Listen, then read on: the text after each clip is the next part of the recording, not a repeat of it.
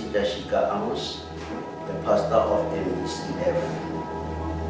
Today I want to share with you the word of God from the book of Isaiah, chapter 53. We are going to read the whole chapter. It is not long. Just before I read this chapter, I want you to be aware of something. That this book of Isaiah is a prophecy about the life of Jesus Christ. And this book of Isaiah was written long time before the birth of Jesus Christ. So it is relating the life of Jesus Christ as an embodiment of God on earth. So we start with verse 1 and go through until the end. So it says, "Who has believed our message, and to whom has the arm of the Lord been revealed?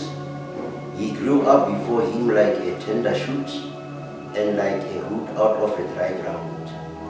He had no beauty or majesty to attract us to him, nothing in his appearance that we should desire him. He was despised and rejected by men, a man of sorrows and familiar with suffering, like one from whom men hide their faces. He was despised, and we esteemed him not. Surely he took our infirmities and carried our sorrows. Yet we considered him stricken by God, smitten by him and afflicted. But he was rejected, but he was pierced for our transgressions, he was crushed for our iniquities. The punishment that brought us peace was upon him, and by his wounds we are healed. We all like sheep have gone astray, each one of us has turned to his own way, and the Lord has laid on him the iniquity of us all. He was oppressed and afflicted, yet he did not open his mouth. He was led like a lamb to the slaughter, and as a sheep before her shearers is silent, so he did not open his mouth. By oppression and judgment he was taken away, and who can speak of his descendants? For he was cut off from the land of the living, from the transgression of my people was he stricken. He was assigned a grave with the wicked, and with the rich in his death, though he has done no violence, nor was any deceit in his mouth. Yet it was the Lord's will to crush him and cause him to suffer. And though the Lord makes his life a guilt offering, he will see his offspring and prolong his days. And the will of the Lord will prosper in his hand. After the suffering of his soul, he will see the light of life and be satisfied. By his knowledge shall my righteous servant justify many. He will bear their iniquities. Therefore I will give him a portion among the great, and he will divide the spoil with the strong, because he has poured out his life unto death, and was numbered with the transgressors. For he bore the sin of many, and made intercession for the transgressors." So, brethren, I want to mention a few things about Jesus Christ, particularly that this scripture is prophesying about his coming. Number one, Jesus lived an ordinary life, although he was great. In other words, his background in society was not great. The time when he was living, he had criticism, and some people contradicted him. His lifestyle was not just attractive to the people outside. So Jesus Christ was also humble. So in other words, Jesus Christ lived an ordinary life. So he was great, but he did not see his greatness and boast about it. Number two, that this chapter is talking about is that Jesus Christ was committed and focused to the cause of his calling.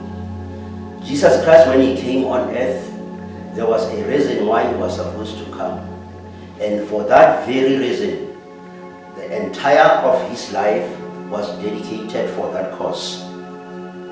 Number one, Jesus Christ came on earth for the restoration of people's life.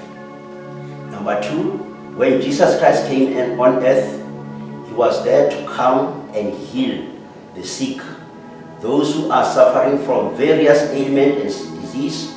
Jesus Christ's life was there as an offering for the forgiveness and restoration of people's health. There is no sickness that is above Jesus Christ. Even corona will subject itself under the power of Jesus Christ. The other thing that Jesus Christ came to do was to teach the way of God to the people. Jesus Christ was a great teacher who demonstrated the life that is expected of me and you to live on the planet Earth, a life that will be pleasing to God. And finally, Jesus Christ came on this planet Earth for the reconciliation of man and God. We know that man, because of sin, was far away from God. But by Jesus Christ coming on earth, Jesus Christ pulled men unto God so that the reconciliation could happen. The other thing that this chapter is talking about is that Jesus Christ, after doing all his work with dedication, he was exalted. He was exalted above everything. In other words, in life, when you are committed for something, at the end of it all, the benefit of your commitment will follow you. Just like Jesus Christ, when he was committed to do the will of God, as the scriptures were saying, God lifted his name above every name.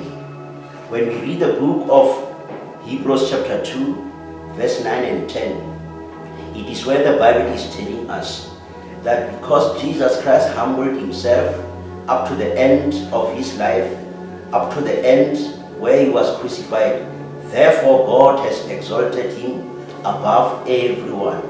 His name was given power on earth and in heaven, so that every knee bow before him and every tongue confess that Jesus Christ is the Lord. So Jesus Christ, after doing all the work that he has done on earth, God lifted his name up. Hallelujah. Now, in conclusion, what does this scripture teach us to do as we are still living on the planet Earth? Number one, let us live a life of simplicity. Remember that our lives does not consist of the things that we possess. These things we found them on earth, and surely we shall leave them here on earth. So let us live a life of simplicity, even though we may have much in this life. And we must also remember that pride always comes before the fall. So in other words, we must always be humble so that God can exalt us. Just as the scripture is saying, that he who humbles himself, God will exalt him, and he who exalts himself, he will be abased. So it is very important as children of God to humble ourselves and wait for God to exalt us. And lastly, is that we must stay committed to the work of God. Let us serve God with sincerity, and after serving him with sincerity, God will bless us as we are still living on earth, and we are still going to be blessed after this life. May God greatly bless you, brethren. Amen.